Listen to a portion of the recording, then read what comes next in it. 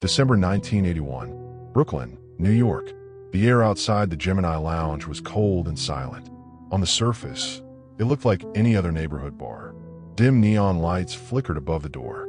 Inside, a jukebox hummed quietly while a few men leaned against the counter drinking whiskey. But behind the walls of that bar, the Gambino crime family was conducting something far darker. Within just a few months, at least 5 men connected to the Gambino organization would disappear. No bodies, no witnesses, no arrests. For years, nobody understood why they had been killed. Even within the Mafia, the explanation remained a whispered rumor. Only decades later, through FBI investigations and courtroom testimony, would the real story finally emerge. A story of paranoia, betrayal, and a purge ordered by one of the most feared bosses in American Mafia history. His name was Paul Castellano, and in the early 1980s, he believed his empire was under attack from inside. But to understand why 5 mobsters had to die, you have to understand the violent world Castellano ruled. New York City, late 1970s. The American Mafia had reached the height of its power. 5 powerful organizations dominated the underworld. The Gambino family, the Genovese family, the Lucchese family, the Bonanno family, and the Colombo family.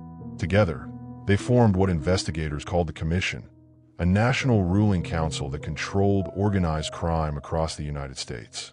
But among these families, one stood above the rest: the Gambino crime family. At the top of that empire sat Paul Castellano. Castellano had taken control of the family in 1976 after the death of legendary boss Carlo Gambino. Unlike the street bosses who came before him, Castellano ruled differently. He preferred boardrooms to back alleys. His mansion in Staten Island looked more like the home of a wealthy businessman than a mafia don. Inside that mansion, Castellano controlled a massive criminal empire: construction rackets, labor unions, garment industry extortion, waste hauling contracts. Millions of dollars flowed through the Gambino organization every year. But Castellano had one major weakness. He didn't trust the violent street crews who actually enforced the family's power. Many of those crews were led by ruthless captains. One of the most feared among them was a Brooklyn gangster named Roy DeMeo. DeMeo operated out of the Gemini Lounge in Brooklyn. To outsiders, he ran a small crew involved in auto theft and loan sharking. But investigators would later discover something horrifying. Behind a hidden door inside the Gemini Lounge, the DeMeo crew carried out murders. Lots of them. The method became known as the Gemini method. A victim would be lured into the bar's back room. Someone would suddenly shoot them in the head. Another man would immediately stab the heart to stop the bleeding. Then the body would be dragged into a bathroom where it was dismembered. Within hours, the remains were packed into garbage bags and scattered across New York. It was efficient, silent, and terrifyingly routine. Law enforcement would later link the DeMeo crew to dozens of murders, possibly more than 100. The crew included some of the most violent killers in Mafia history. Men like Richard Kuklinski, Anthony Sinter, and Joseph Testa. These men were loyal to Roy DeMeo, and Roy DeMeo was supposed to be loyal to the Gambino family. But by 1981, that loyalty was starting to look questionable, because DeMeo's crew had become too visible, too violent, too dangerous for the Mafia's carefully controlled world. Federal investigators had been watching organized crime for years. But by the late 1970s, the FBI had new weapons: wiretaps, undercover informants, and a powerful new legal tool called the RICO Act, the Racketeer Influenced and Corrupt Organizations Act. RICO allowed prosecutors to charge entire criminal organizations instead of just individual crimes. Suddenly, Mafia bosses faced a threat they had never experienced before. If one man talked, the entire family could fall, and Roy DeMeo's operation was attracting far too much attention. One of the biggest problems was the auto theft ring his crew ran across the East Coast. Luxury cars were stolen in New York, then shipped overseas through ports in New Jersey. The profits were enormous, but the operation left a long trail of investigators. Federal agents were already building a massive case. And inside the Gambino family, Paul Castellano was growing nervous. DeMeo's crew had become unpredictable. The murders, the stolen cars, the rumors, and worst of all, Some people believe someone in the crew might eventually cooperate with the government. In the Mafia, that possibility was unforgivable, because once a man started talking, everything collapsed. So Castellano began considering a solution that Mafia bosses had used for generations. Erase the problem. The first signs of the purge began quietly. Brooklyn, a Gambino associate named Frederick Dinome, suddenly disappeared. No explanation, no funeral, just gone. Then another man connected to the DeMeo organization vanished. And another. By the end of the year, 5 men with connections to Roy DeMeo's criminal network had disappeared. Even hardened mobsters began whispering about what was happening. Someone inside the Gambino family was cleaning house. And the message was clear. Anyone who might threaten the family's survival would not be allowed to live. But the biggest problem remained. Roy DeMeo himself. Castellano knew that as long as DeMeo remained alive, the risk to the Gambino empire would continue. Yet ordering the murder of a made captain was not simple. Within the Mafia hierarchy, killing a captain required approval from a boss. And Castellano knew something else. Roy DeMeo was surrounded by killers. If the wrong men were sent after him, the hit could turn into a war. So Castellano hesitated. But the pressure from investigators continued to grow. And soon, Castellano would make a decision that sealed DeMeo's fate. Because inside the Mafia, paranoia spreads quickly. And once a boss decides someone is a liability, there's only one outcome: execution. By early 1982, the purge inside the Gambino family was only beginning. And the bloodiest moment of the story was still ahead. Because the next target would not be an associate. It would be Roy DeMeo himself. And the men who would eventually betray him were already sitting at his table, waiting for the order to come. January 1983. Brooklyn, New York. A quiet parking lot near Sheepshead Bay. Inside a parked Cadillac, a man sits slumped in the driver's seat. The windows are fogged. The engine is cold. When police finally approach the car, they discover something disturbing. The man behind the wheel has been shot multiple times in the head. His body is frozen stiff. Authorities would later confirm the identity. It was Roy DeMeo, one of the most feared killers in Mafia history. The man believed responsible for dozens of murders had finally become a victim himself. But the real story of how Roy DeMeo died began months earlier, inside the Mafia itself. New York City. Pressure from federal investigators was intensifying. The FBI had been tracking the massive car theft ring operated by the DeMeo crew. Hundreds of stolen luxury vehicles were being shipped overseas through New Jersey ports. The operation was bringing in millions. But the investigation was getting dangerously close. Agents were identifying crew members. Wiretaps were being placed. And prosecutors were preparing indictments. Inside the Gambino hierarchy, the situation was becoming impossible to ignore.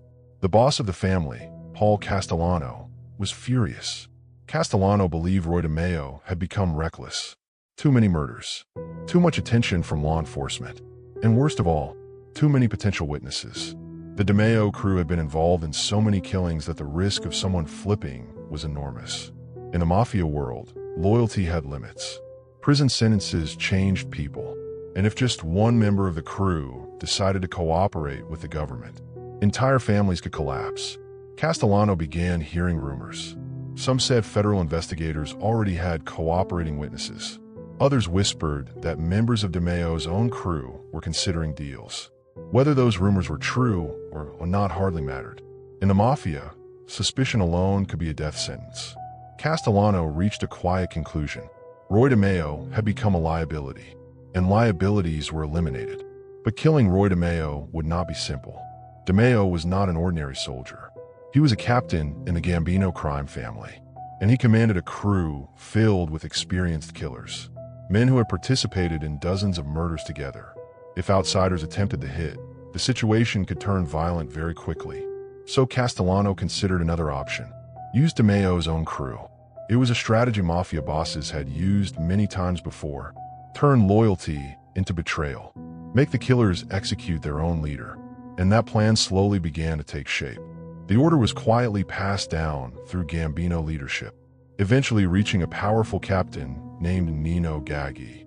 Gaggi had mentored Roy DeMeo years earlier, but now the situation had changed. Castellano wanted DeMeo gone, and Gaggi was expected to make it happen. Meanwhile, inside the Gemini Lounge. Roy DeMeo had begun to sense something was wrong. The atmosphere inside the crew had changed. Men who once joked and drank together now spoke in quiet whispers. Meetings happened without him. Phone calls stopped being returned. Even his closest associates seemed distant.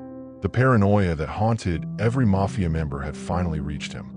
DeMeo knew the rules of the life he had chosen. If a boss believed you were a threat, your own friends might be the ones sent to kill you. Still, DeMeo tried to act as if everything was normal. He continued running the auto theft operation. He continued attending meetings with his crew. But those closest to him could see the tension growing. Among the most important members of the DeMeo crew were two young, but extremely violent gangsters, Anthony Center and Joseph Testa. Both men had built reputations as efficient killers. They had participated in numerous murders inside the Gemini Lounge, and Roy DeMeo trusted them. But unknown to DeMeo, these men were already hearing different instructions. Instructions that came from above. Instructions that would change everything. Throughout 1982, the Gambino leadership became increasingly impatient. Roy DeMeo was still alive, and federal investigators were getting closer. Castellano wanted the problem solved, but the hit kept being delayed. Part of the hesitation came from Nino Gaggi himself. Gaggi had once protected DeMeo. Killing him meant destroying a man he had helped bring into the Mafia. But loyalty to the boss came first, and Castellano's patience was running out. At one point, Castellano reportedly considered using outside assassins to eliminate DeMeo, but that plan carried risks. Outsiders could make mistakes, and if DeMeo survived the attempt, the consequences could spiral into chaos. So the pressure returned to the DeMeo crew itself. Someone inside the group would have to do it, and eventually, that decision was made. The men who had murdered so many others together would now murder their own leader. January 10th, 1983. Brooklyn. Roy DeMeo leaves his home that evening expecting to meet members of his crew. It is a routine meeting. Nothing unusual. The winter air is freezing. Streetlights reflect off the wet pavement. DeMeo drives toward a location where he believes his associates are waiting. He never makes it home again. Exactly what happened that night has never been fully confirmed, but investigators and later testimony painted a chilling picture. DeMeo likely met members of his own crew. Men he trusted, men he had worked beside for years. At some point during the meeting, the situation changed. Someone raised a gun. Gunshots exploded inside the vehicle. Multiple bullets struck DeMeo in the head. The man who had ordered and carried out so many murders was executed the same way many of his victims had been. Silently, without warning, and likely by the very men who once called him boss. Days passed before authorities discovered the body. January 20th, 1983. Police officers in Brooklyn located a Cadillac abandoned in a parking lot. Inside the car sat the frozen corpse of Roy DeMeo, shot several times, his body partially concealed under debris. It was a brutal but familiar ending in the Mafia world. For the Gambino family, the message was clear. The problem had been solved, but the killings connected to the DeMeo crew were not over, because the purge that had already claimed 5 mobsters would soon bring even more consequences. Federal investigators were still watching, and in the years ahead, several men involved in the DeMeo organization would face trials, life sentences, and shocking revelations in court. The hidden reason behind the executions would finally begin to surface. But by then, the damage to the Mafia world had already been done. The Gemini Lounge, once a quiet Brooklyn bar, had become one of the most infamous murder sites in organized crime history. And the men who carried out the purge would soon face justice of their own. New York City. For decades, the American Mafia had survived by following one rule above all others: silence. Omerta. No cooperation with law enforcement. No testimony in court. No betrayal. For years, that code had protected the Gambino crime family and the brutal network that operated out of the Gemini Lounge. But by the mid-1980s, the silence was starting to crack. Federal investigators had spent years quietly building cases against organized crime, and the murders connected to Roy DeMeo were beginning to surface. What investigators discovered would reveal one of the most violent crews in the history of the American Mafia, a crew responsible for dozens of killings, possibly more than 100. And the story behind the 5 mobsters who had disappeared in the early 1980s was finally starting to make sense. One of the most important breakthroughs came through testimony from former members and associates. The federal government had begun using the Racketeer-Influenced and Corrupt Organizations Act, RICO, to dismantle entire criminal organizations. Under RICO, prosecutors could connect multiple crimes to a larger criminal enterprise. Murders, extortion, auto theft, loan sharking, everything could now be presented as part of a coordinated conspiracy. And investigators had a clear target: the violent network that had operated inside the Gemini Lounge. The DeMeo crew. The group included some of the most feared killers ever connected to the Gambino family. 2 of the most prominent were Anthony Sinner and Joseph Testa. Both men had been close to Roy DeMeo for years. They had participated in numerous killings, and according to later testimony, they had likely been involved in the murder of DeMeo himself. But investigators were uncovering something even darker: the full scale of the killings carried out inside the Gemini Lounge. The method was chilling. Victims were lured into the back room of the bar. Someone would approach them casually.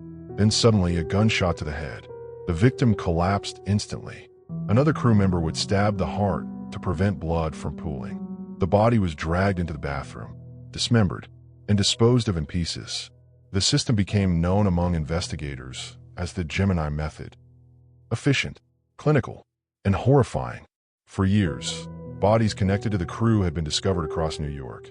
Some dumped in garbage bags, others scattered across landfills and remote areas. Many victims were never found at all, but the pattern was becoming clear. The DeMeo crew had been operating like a murder factory, and the 5 mobsters who had disappeared during the Gambino purge were only a small part of the story. As federal investigations continued, prosecutors began bringing cases against surviving members of the crew. One of the most dramatic trials came years later. Brooklyn Federal Court. Anthony Sinner and Joseph Testa stood before a jury. Both men faced charges connected to multiple murders. The prosecution presented testimony describing the inner workings of the DeMeo crew. Witnesses described how victims were executed inside the Gemini Lounge, how bodies were dismantled, how the crew disposed of remains across the city. The courtroom fell silent as investigators detailed the brutality of the operation. Jurors listened as prosecutors described the killings connected to the crew, one murder after another. The evidence painted a picture of extraordinary violence. And slowly, the truth about the earlier executions began to emerge. The 5 mobsters who had disappeared years earlier were not random victims. They were part of a calculated purge, a decision made at the highest level of the Gambino family. The purpose was simple: protect the organization, remove potential informants, erase anyone who might threaten the family during the growing wave of federal investigations. It was the Mafia's most brutal survival strategy: sacrifice its own members. Meanwhile, the leadership of the Gambino family was also facing its own reckoning. In December 1985, the boss who had ordered the purge would meet his own violent end. Paul Castellano was arriving outside Sparks Steakhouse in Manhattan. The restaurant was a well-known meeting place for powerful mob figures. That night, Castellano stepped out of his car. Snow covered the sidewalks. Traffic moved slowly through Midtown Manhattan. Suddenly, gunmen stepped out of the shadows. Multiple shots rang out. Within seconds, Paul Castellano lay dead on the pavement. The assassination shocked the Mafia world. The hit had been orchestrated by another rising Gambino figure, John Gotti. Gotti's takeover marked a new era for the Gambino family. But the damage from years of violence and federal investigations had already weakened the organization, and the cases connected to the DeMeo crew were still unfolding. By the end of the 1989 trial, Anthony Sinner and Joseph Testa were convicted of multiple murders. Both men received life sentences. They would spend the rest of their lives in federal prison. The Gemini Lounge murders had finally reached the courtroom, but even then, many details remained hidden. Because the Mafia had succeeded in one thing: most of the bodies were never found. Many victims connected to the DeMeo crew remain officially missing to this day. Their names exist only in court documents and FBI files. Fragments of lives erased by the brutal machinery of organized crime. In the end, the story of the 5 executed mobsters reveals something fundamental about the Mafia. In that world, Loyalty only lasts as long as it is useful. A soldier can rise through the ranks, earn money, prove his loyalty, but the moment a boss believes that man has become a risk, his fate is sealed. The executions tied to the DeMeo crew were not random acts of violence. They were a calculated purge, a decision made to protect the Gambino Empire during one of the most dangerous periods in Mafia history. And in the end, even the men who carried out those killings could not escape the same fate: prison, death, or betrayal. Because inside organized crime, the rules never change. Trust no one, and survive by any means necessary, even if it means erasing your own crew.